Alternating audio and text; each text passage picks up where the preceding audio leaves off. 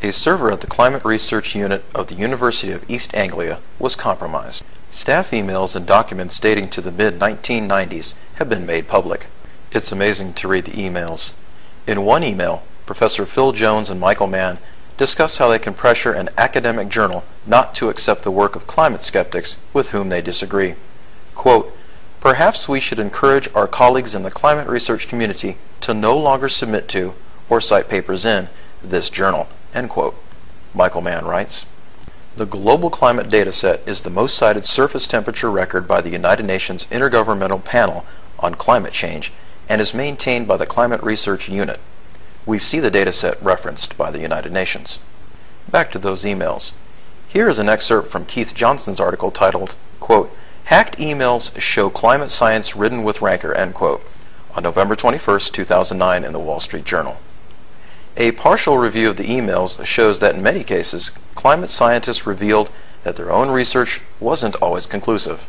In others, they discuss ways to paper over differences among themselves in order to present a, quote, "unified," end quote, view on climate change.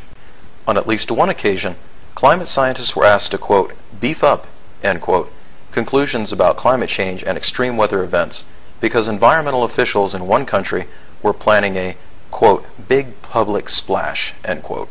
On the Climate Research Unit's website, you can read about the history of the CRU and scroll to the bottom of the webpage and see who the CRU acknowledges for their funding.